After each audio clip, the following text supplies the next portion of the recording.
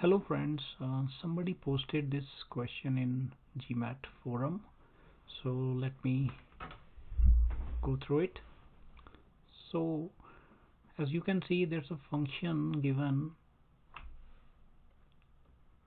x plus 2 multiplied by x plus 3 divided by x minus 2, and it's asked that how many of the integers that satisfy the inequality are less than 5. So whenever such question is there related to functions or inequalities, or you are asked about integers, so the best thing is always to draw a number line. Let's say this is our number line and this is our 0. On the positive side we have 1 2 3 4, these numbers go on, and on the negative side we have -1 -2, like that going on. So what they have asked is how many integers satisfy. First of all, for integers to satisfy this, so what are the different possibilities when this whole statement is true, basically when all this is greater than 0. So it's of the form numerator divided by numerator is a function of x and denominator is a function of x greater than equal to 0.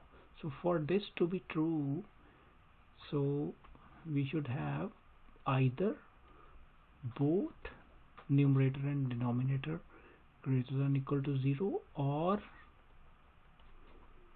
numerator comma denominator both less than 0. Right? Why both less than equal to 0? If both are, say, -3 -4, then the minus will get cancelled. In that case also the total is greater than 0. If both are positive, let's say 4 5, then it's obviously greater than 0. So we'll break the problem into two parts.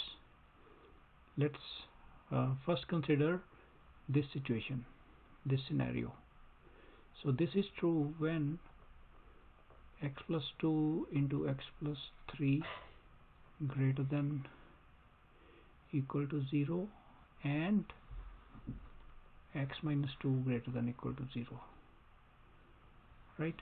So when is this situation true, x plus 2 and x plus 3? Now this in itself is a problem. Means this itself will require some time to be solved. So let's say this is our -2, this is -3. Why I am taking -2 and -3? Because now let's work on this thing only. When will this be true? This is only true in two scenarios: when this is greater than equal to 0 and this is greater than equal to 0. Right? This is one of the scenarios. This is of the form, what form is this? This is of the form p into q greater than equal to 0. P and the product is greater than equal to 0 only if either both of them are greater than 0 or both of them are less than equal to 0. Right? -3 into -4 is 12, just for an example. Right? So let's work on the first part of this. So basically the actual problem is broken. First, it's broken into two parts, one and second. We are working on the first part of the problem is further divided into two parts. Right? So let's work on the first one. So x plus 2 greater than equal to 0, x plus, when is this possible? This is possible when x is greater than equal to -2. Right? We just took the plus 2 to the other side. And when is this true? This is true when x is greater than equal to -3. Right? So for both of these to be true, there's only one condition: when x is greater than equal to -2. So all the values lying to the right side of x greater than equal to -2 satisfy this condition.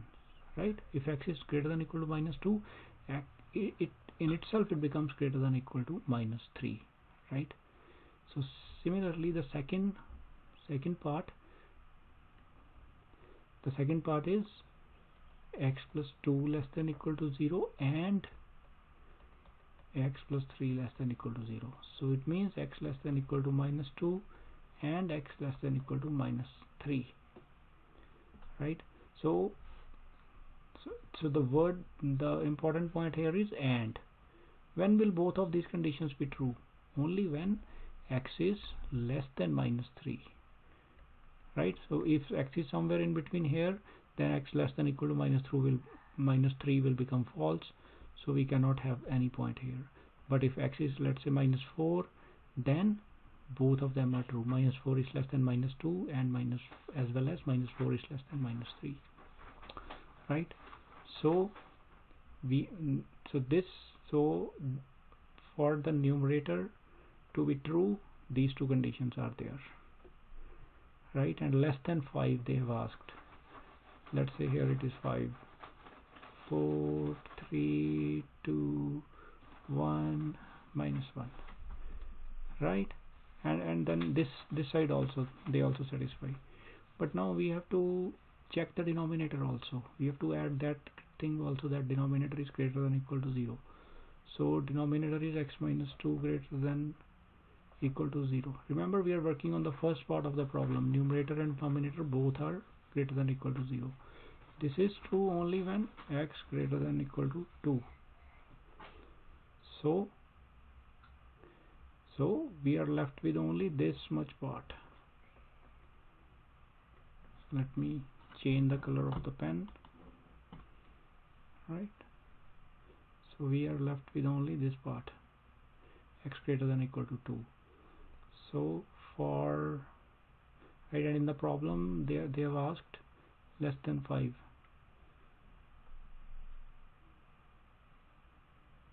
So as we have 3 integers, but we have only covered the first part of the problem.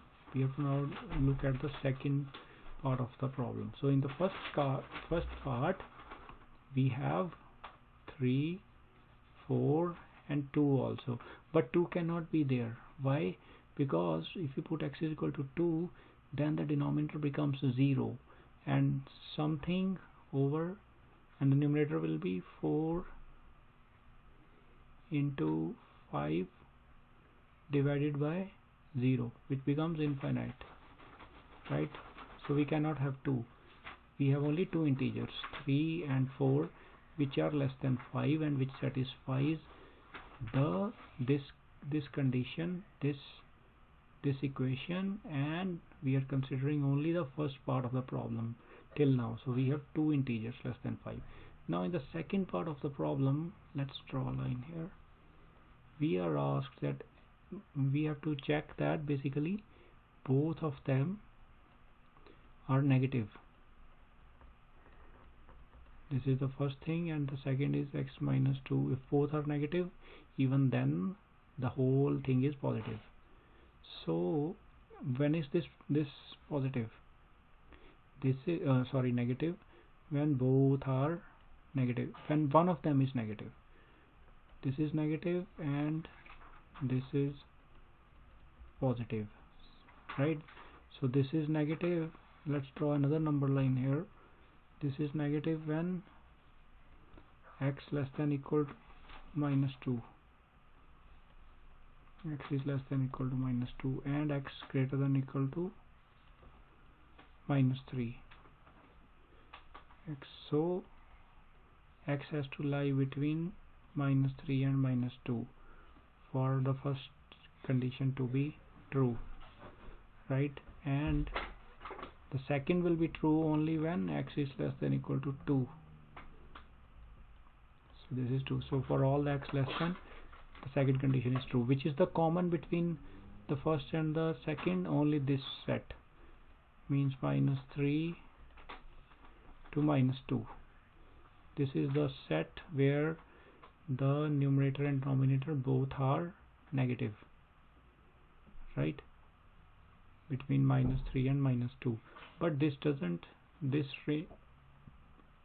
satisfy. Yeah, it so, but it doesn't have any integer in between. But If we put x as -3, let's put x equal to -3 in the main equation. It will become -1 into 0 divided by -5. Yeah, so which also satisfies. The inequality gets satisfied at x equal to -3 as well. And if we put x equal to -2, even then the numerator will become 0 into 1 by -4. Again it is 0, so inequality gets satisfied at x equal to -2 as well. So this is also true. For this also inequality is true. For 3, let's just put it 3 here. 3 plus 2 is 5, and 3 plus 3 is 6.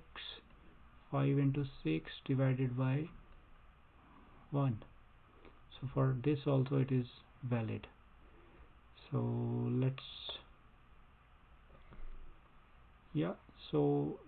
so we have 4 points basically: -3, -2, 3 and 4. Right, we can cross check also. Let's put 3 here, so this will be 1, this is 6, this is 5. 6 into 5, 30, which is again positive. If we put 4, this is also positive, this is also positive. Yeah, so and if we put 5, then we are given in the question that we have to just find whichever is less than 5. So we have only 2 options here and 2 here, so the answer is 4. 4 integers are there which satisfy the inequality. I hope that was a very long explanation of the answer. You have to solve a lot of function problems. Yeah, you can use the number lines, and to become, if this question comes in GMAT, just leave it. It's beyond the scope. Okay, thank you for watching. If you like the solution, share with everybody else, share with your friends and family, and subscribe to my channel and join the group, please. Thank you. Have a good day.